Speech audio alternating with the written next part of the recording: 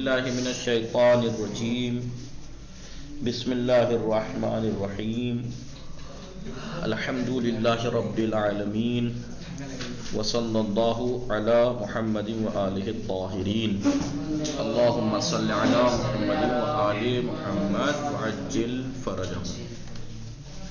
بات چل رہی تھی امام حسین علیہ السلام ابن علی علیہ السلام کی زندگانی کے بارے میں، اور بات پہنچی تھی یہاں تک کہ کیوں امام حسین علیہ السلام نے معاویہ کے زمانے میں قیام نہیں کیا، یزید کے زمانے میں کیا۔ یہی بات چل رہی تھی سکینہ؟ جی آقا جی۔ تو اگر ہم لوگ مطالعہ کریں تو جو علت امام حسن کی صلح کی تھی وہ امام حسین کی بھی تھی۔ بھائی امام حسن نے قیام کیوں نہیں کر سکے؟ معاویہ کے زمانے میں صلح کر کی پیشکش کو قبول کرنا پڑا مجبوراً۔ ساری حالات دیکھے آپ نے؟ نہیں دیکھے؟ جو صلح کے اسباب تھے وہی چیز سبب بنے امام حسین بھی قیام معاویہ کے زمانے میں نہیں کر سکے۔ کیوں؟ کیونکہ معاویہ کیا کرتا تھا، حالات کیسے تھے آپ دیکھیے کیا حالات تھے۔ اوپر سے وہ کیا کرتا تھا، بڑے بڑے لوگوں کو خرید لیتا تھا، جو نہیں بکتے تھے انہیں وہ قتل کرا دیتا تھا۔ کتنے مولا کائنات کے صحابیوں کو، ان کے چاہنے والوں کو، کتنوں کو قتل کرایا اس نے۔ کسی کی زبان کھچوا دی، کسی کا دار پہ چڑھوا دیا، کسی کو جلا کے مار کے قتل کرا کے کھال میں گدے کی جلوا دیا، یہ کرتا تھا یہ۔ تو اگر امام اس وقت قیام کرتے تو پھر یقیناً وہ کیا کرتا معاویہ؟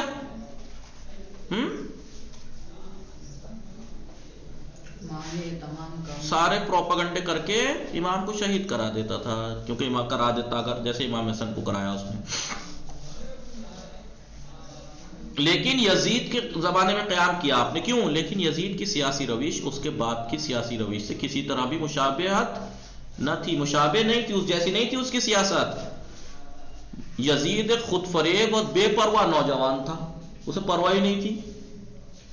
عورت باز، جانوروں سے کھیلنے والا، شرابی، یہ اس کے پاس زور زبردستی کے علاوہ کوئی منطق تھی نہیں، اس پہ عقل ہی نہیں تھی، بے شعور تھا۔ کوئی عقل و شعور نہیں تھا اس پہ۔ وہ عمومی افکار کو ذرہ برابر بھی اہمیت نہیں دیتا تھا کہ پبلک کی کیا رائے ہے، پبلک میں اگر ایسا ہوگا تو کتنا مخالف ہو جائیں گے، یہ ہو جائیں گے، اسے کوئی پرواہ نہیں تھی۔ وہ تو اعلانیہ طور پر اس نے کیا کہا تھا، نہ کوئی وحی آئی نہ کوئی پیغمبر آیا، یہ تو بنو ہاشم کا ڈھونگ تھا، یہی کہا تھا۔ وہ اعلانیہ طور پر اسلام کی مقدس باتوں کو اپنے پیروں کے نیچے رونتا تھا اور اپنی خواہشات پوری کرنے کے لیے کسی چیز سے باز نہیں رہتا تھا۔ یزید کھلے عام شراب پیتا تھا، راتوں کو نشست اور بزم میں بادہ خواری میں مشغول رہتا تھا، شراب، نشہ، ناچ گانا، یہ، اور گستاخی سے کہتا تھا اوپر سے کیا، اگر دین احمد میں شراب حرام ہے تو اس کو دین مسیح ابن مریم میں پیو، آپ اس میں جا کے پی لو، یہ کہتا تھا، مذاق اڑاتا تھا وہ ضروریات دین، واضحات دین کی۔ یزید مسیحیت کی تعلیمات کی اساس پر پلا بڑھا تھا، وہ عیسائیوں کی تعلیمات پہ پلا بڑھا تھا، اس لیے آپ دیکھیں اس کے سارے تعلقات انہی لوگوں سے تھے، وہ دل سے ان کی طرف مائل تھا اور دین اسلام سے اس کا کوئی ربط نہیں تھا، جبکہ اسلام کی بنیاد پر وہ لوگوں پر اور حکومت کرنا چاہتا تھا اسلام کی بنیاد پر۔ اس طرح سے جو نقصانات اسلام کو معاویہ کے زمانے میں پس پردہ پہنچتے تھے، پردے کے پیچھے چھپ کر، اب وہ یزید کے ہاتھوں آشکار طور پر پہنچ رہے تھے۔ بھائی معاویہ نے بھی تو یہودیوں سے یا عیسائیوں سے تعلقات تھے، اس کے سب کچھ انہی کا تھا وہ۔ آپ جانتے ہیں انگریزوں نے کیا کہا ہے؟ ایک انگریز نے ابھی کچھ سالوں پہلے یا کب کہا تھا کہ یہود اور نصارہ کو تو ایک بہترین پتلا بنا کے اس کا عزت افزائی کرنی چاہیے معاویہ کو، کہ معاویہ نے اتنا ہمارے لیے کیا ہے، یہ کہا تھا اس نے، جانتے ہیں؟ کہ اس کا تو اسٹیچو بننا چاہیے انگریزوں میں، اور اس کو احترام، اس کی قدر و منزلت رکھنی چاہیے معاویہ کی۔ سمجھ رہی ہیں سکینہ؟ ایک انگریز نے لکھا تھا، یہ کہا تھا۔ کیوں کہا ہے ایسا، کیا کیا؟ انہی یہود اور نصارہ کی تو طرح ہوتے ہیں، انہی کی سب کچھ ہے، ان کی سب کچھ انہی کا۔ اپنی حکومت کے پہلے سال اس نے حسین ابن علی اور ان کے اصحاب کو شہید کیا. 3 سال حکومت شاید. پہلے سال فرزند رسول اور اولاد رسول پہ کیا کیا آپ جانتے ہیں. دوسرے سال اس نے کیا کیا؟ مدینے کے لوگوں کو مال اور ناموس حلال کر دیا اپنے فوجیوں کے لیے. تو اس کے فوجی جس گھر میں چاہتے تھے گھس جاتے تھے اور جس لڑکی جس عورت کے ساتھ چاہتے تھے زنا کرتے تھے. روایتوں میں ہے کتنے 10,000 کتنے بچے ناجائز پیدا ہوئے اس کی وجہ سے سب کے اوپر انہوں نے. تو بتاؤ اپنی حکومت کے پہلے سال اس نے، اور تیسرے سال کعبے پہ گھوڑے بندھوا دی تھے، آگ لگوائی تھی. اپنی حکومت کے پہلے سال اس نے حسین ابن علی اور ان کے اصحاب کو شہید کیا، ان کے اہل بیت کو اسیر کیا. حکومت کے دوسرے سال اس نے پیغمبر کے شہر مدینے کے لوگوں کے مال اور ناموس کو اپنے لشکر والوں پر مباح کر دیا. جاؤ منہ چھوٹ، تمہیں چھوٹ ہے، جو چاہے لوٹو، جو چاہے لوٹ لو، لڑکی ہو چاہے مال ہو. اور اس واقعے میں 4,000 آدمیوں کو اس نے قتل بھی کرایا جو اصحاب رسول. تو حکومت کے دوسرے سال اس نے کیا کیا؟ مال اور ناموس مدینے والوں کی مباح کر دی اپنے لشکر والوں کے لیے. 4 جو اصحاب رسول یا مسلمان اس کی مخالفت میں کھڑے ہوئے 4,000 آدمیوں کو قتل کیا. بتائیے. تیسرے سال خانہ کعبہ جو کہ مسلمانوں کا قبلہ تھا اس پر اس نے منجنیق سے سنگ بازی کرائی، پتھراؤ کرایا. ایسے سیاسی. اور اب بتاؤ اسلامی حکومت ایسا آدمی سنبھالے جس نے یہ کام انجام دیے، وہ ٹک جائے گا؟ کتنے دن ٹک لے گا وہ؟ ایسے سیاسی اور اجتماعی حالات میں حسین ابن علی نے انقلاب کے لیے حالات کو مکمل آمادہ پایا کہ کوئی یہ نہ کہہ سکے کہ بھائی کسی مسلمان کے خلاف قیام کیا امام نے. وہ الگ بات ہے کہ لوگ اتنے ڈوبے ہوئے ذلیل ہیں کہ اس کے باوجود بھی یہ کہتے ہیں یزید کو اس سے کچھ کہنا، اسے بچانے کی کوشش کرتے ہیں. اب بھی ہے کچھ یزید کی نسل والے باقی ابھی. ایسے سیاسی اور اجتماعی حالات میں حسین ابن علی نے انقلاب کے لیے حالات کو مکمل آمادہ پایا. اب بنی امیہ کے مزدور غلام جو ان کے پروپیگنڈا کرنے والے تھے عمومی افکار کو قیام امام حسین ابن علی کے مقاصد کے بارے میں بدل کر اس کو قدر و تسلط کے خلاف کشمکش. اب انہوں نے کیا کیا؟ بنی امیہ نے ان کے غلاموں نے، غلام مطلب ان کے مزدوروں نے، مطلب جو ان کے پروپیگنڈا کرنے والے لوگ تھے، آج بھی کر رہے ہیں، وہ یہی کام کر رہے ہیں. کسی طرح یہ ثابت کر دیں کہ اسلام اور غیر اسلام کی جنگ نہیں تھی، یہ تو بس ایسی حکومت کی جنگ تھی، باقی کچھ نہیں. اب بھی کرتے نہیں کرتے بچانے کی کوشش ہی سے. تو انہوں نے لوگوں کی فکروں کو امام حسین کا جو قیام تھا اس کے مقصد کو بدل کر قدرت و تسلط کے خلاف جو ہے وہ کشمکش تھی کہ بس وہ دو طاقتیں لڑی، اس کے عنوان سے نہیں پیش کر سکتے. اس لیے نہیں کہہ سکتے کہ یہ قدرت و تسلط کے خلاف کشمکش تھی، اس لیے کہ بہت سے لوگ یہ دیکھ رہے تھے کہ حکومت کی رفتار دینی میزان اور الہی تعلیمات کے خلاف ہے. سب کو پتا تھا یہ کہ یہ خلاف کام ہو رہا تھا، اور یہ بات خود مجوز تھی، اس بات کی اجازت دے رہی تھی کہ حسین ابن علی اپنے سچے اصحاب کو جمع کریں اور حکومت کے خلاف قیام کریں. اب ایسا حالات تھے کہ آپ قیام کریں تو کسی کی مجال نہیں ہوگی کہ وہ یہ کہہ سکے. ایسا قیام جس کا مقصد اسلام اور سیرت پیغمبر کو زندہ کرنا تھا، ایسا قیام تھا آپ کا، نہ کہ خلافت اور قدرت کا حاصل کرنا.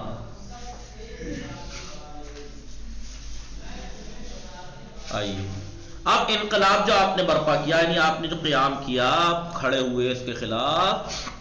جی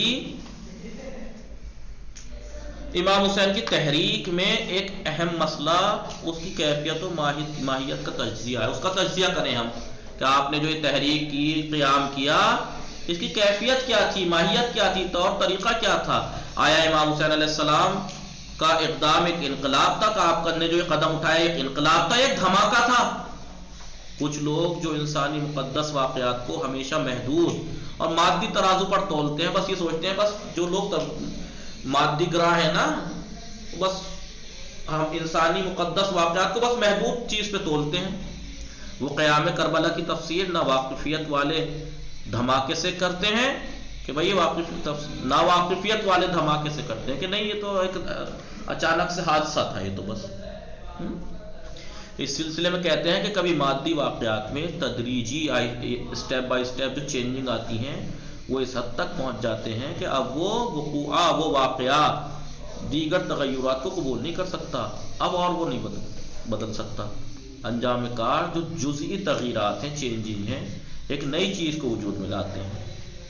یہ قانون معاشرہ اور تاریخ میں حاکم ہے. ایسا معاشرہ ایک حد تک ظالموں کے ظلم کو قبول کرتا ہے. دیکھیے ایک حد تک آج بھی دیکھ لیجئے معاشرہ ظالموں کے ظلم کو قبول کرتا ہے ایک حد تک. جب وہ اس مرحلے میں پہنچ جاتا ہے کہ اب اس سے قبولیت کی توانائی ختم ہو جاتی ہے تو نتیجے میں حکومت کرنے والے نظام کے خلاف ایک دھماکے کی شکل میں انقلاب آ جاتا ہے. بھائی جب ظلم ایک حد تک تو جھیلتی ہے لیکن جب بڑھتا جاتا ہے اب ان میں برداشت کی طاقت نہیں رہتی تو کیا بھائی مرنا تو ایسے بھی ہے تو ایسے نہ مرے, پھر انقلاب آ جاتا ہے. دیکھا آپ آج کل زمانے میں دیکھ ہی رہے ہیں, ایسے انقلاب آ جاتا ہے. اس بنیاد پر لوگ کہتے ہیں کہ امیر المومنین علی علیہ السلام کی شہادت کے بعد بنی امیہ اموی مشینری کا مسلمان ملت پر دباؤ بڑھ گیا تھا اور معاویہ کے مرنے کے بعد اس کے بیٹے یزید نے اس دباؤ کو ڈبل کر دیا تھا. اس فشار کی بنا پر حسین کے صبر کا پیمانہ لبریز ہو گیا اور ان کا قیام اسی دھماکے کی وجہ سے تھا. یعنی یہ کوئی سوچا سمجھا قیام نہیں تھا, کوئی مقصد اہم نہیں تھا اس میں, بس ایسے ہی جب ایک قوم ظلم و جور سے عاجز آ جاتی ہے تو انقلاب برپا ہو جاتا ہے حادثاتی طور پہ. ایسے ہوا تھا, یہ مادی لوگ اس طریقے سے کہتے ہیں اس وقت. ٹھیک ہے, جبکہ آپ دیکھیں امام حسین علیہ السلام کی تحریک کے بارے میں ایسے فیصلے کا سوتا یعنی چشمہ سر چشمہ جہاں سے یہ فیصلہ نکل رہا ہے, لوگ سو فکر ہے یہ فکر مادی تجزیہ کرنے والوں کو عقیدے سے پھوٹتا ہے. یہ سوتا کہاں سے, یہ چشمہ کہاں سے نکلتا ہے؟ جو مادی لوگ ہیں جن کا دماغ آگے کے بارے میں سوچ ہی نہیں سکتا, مادی چیزوں سے بڑھ کے سوچ ہی نہیں سکتا. اور اگر وہ قیام امام حسین کی تاریخ کے متن کا ملاحظہ کرتے اور وہ حقیقت بین ہوتے, حقیقت کو دیکھنے والے ہوتے اور حق کے شیدائی ہوتے تو ایسا فیصلہ کبھی نہ کرتے کہ بھائی وہ تو بنی امیہ کا ظلم بڑھتا جا رہا تھا یزید کے آنے سے اور زیادہ بڑھ گیا تو اچانک سے یہ صبر کا دامن ٹوٹ گیا, لو جی ہو گیا انقلاب. نہیں, مادی لوگوں کا ہے.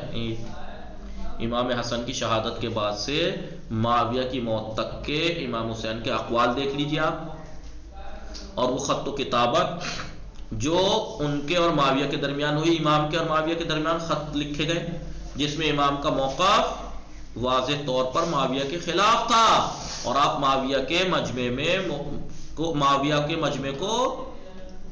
کو مجمع میں پبلک کے سامنے, یعنی اکیلے میں نہیں, پبلک میں مورد سوال قرار دیتے تھے. یعنی اس کے اوپر اشکال کرتے تھے, اس پر اعتراض کرتے تھے اور اس کے خلاف قیام کی دھمکی دیتے تھے. آپ دیکھیے امام حسین کا یہ نہیں ہے کہ بس وہ ایک دم سے اچانک سے صبر کا دامن ٹوٹا اور انقلاب برپا ہو گیا. نہیں, پہلے سے ہی آپ وہ ان کے خلاف کھڑے تھے آپ.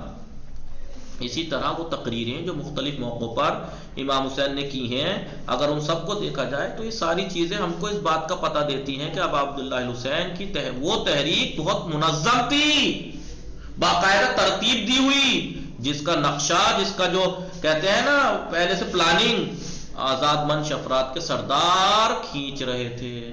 وہ آزاد فکر لوگ اس کو نقشہ بنا رہے تھے اور امت کو اس راستے پر اس نقشے کے مطابق عمل کرنے کی دعوت دے رہے تھے. یہ کوئی حادثہ نہیں تھا اچانک سے پیش آنے والا کہ بھائی ظلم و ستم جب پڑ جاتا ہے تو کوئی بھی ہو انقلاب برپا ہو ہی جاتا ہے. نہیں, یہ باقاعدہ منظم پلاننگ والا انقلاب تھا.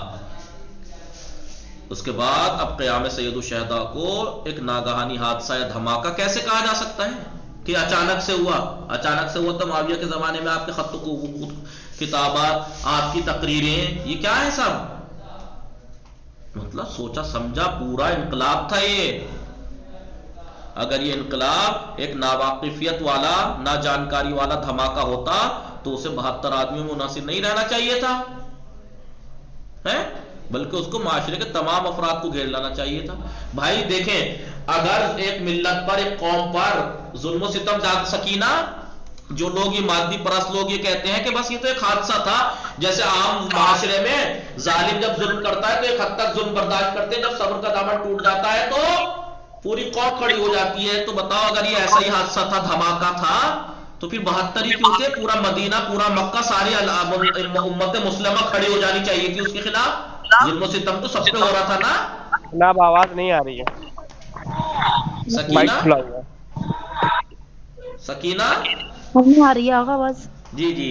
تو اب یہ بتائیے, جو بہت سے مادی پرست لوگ, غیر انصاف پسند, جنہیں انصاف پسند بھی نہیں ہے, वो ये कहते हैं कि ये हादसा वाकया था ऐसा ही जैसे जुल्म सितम से आजिज आकर कोई भी मुल्क की पब्लिक एक जगह होकर खड़ी हो जाती है, ऐसा ही एक धमाका था, जुल्म झेलते झेलते सब्र का दामन छूट गया था। तो अब ये बताओ, लबरेज हो गया, तो अब ये बताओ कि अगर ये ऐसा होता तो फिर 72 आदमी क्यों, क्या 72 ही आदमियों पे जुल्म हो रहे थे जी? भाई यजीद ने जो माविया ने यजीद ने जो दबा के रखा था, जुल्म सितम कर रहे थे, तो क्या इन 72 के ऊपर कर रहे थे जो हादसाती तौर पर इनका सब्र का दामन लबरेज हो गया और इन्होंने इनकलाब बर्पा कर दिया? अगर ऐसा हादसा धमाका था तो पूरा मदीना, पूरा मक्का, पूरी आला उम्मत मुस्लिमा खड़ी हो जानी चाहिए थी एक साथ, क्योंकि जुल्म तो सब पे हो रहा था। इससे पता लगता है कि ये लोग जलील किस्म के लोग, मादी परस्त लोग इस तरीके से करते हैं, लेकिन ये नहीं सोचते कि भाई अगर ऐसा था तो भाई फिर अगर ये धमाका ही था तो 72 ही क्यों थे? ये पूरा एक प्लानिंग वाला इनकलाब था। इमाम के खत्तो कुताबत देखिए, सब कुछ देखिए, जाके मुताला करेंगे इंसाफ पसंदी से पता लग जाएगा कि इनकलाब एक सोचा समझा इनकलाब था। तो ये कह रहा है अगर ये इनकलाब एक नावाकिफियत वाला धमाका होता तो उसे 72 आदमियों में मुनहसर नहीं रहना चाहिए था, बल्कि उसको माशरे के तमाम अफराद को घेर लेना चाहिए था। इमाम हुसैन अलैहिस्सलाम के आगाहाना इनकलाब को बताने वाले तारीखी कराइन का एक सिलसिला पेश किया जा रहा है। जो ये कराइन हम पेश करेंगे जिससे ये साबित होता है कि ये नावाकिफियत वाला इनकलाब नहीं था, धमाका नहीं था, ये वाकिफियत वाला बाकायदा इनकलाब था। ठीक है। वसल्लल्लाहु अला मुहम्मदिन व आलिहि ताहिरीन। अल्लाहुम्मा सल्ली अला मुहम्मद। यजीदियत के लिए बैअत लेते वक्त इमाम की तकरीर, यजीद के लिए बैअत लेते वक्त इमाम की तकरीर, ये सब अब आपको तारीखी वाक़यात यहाँ हम ये पेश करेंगे जिससे ये साबित है कि इमाम का इनकलाब कोई अचानक से धमाका होने वाला इनकलाब नहीं था, ये बाकायदा प्लानिंग वाला था, सब वाकफियत वाला, आशनाई वाला, आगाहाना इनकलाब था।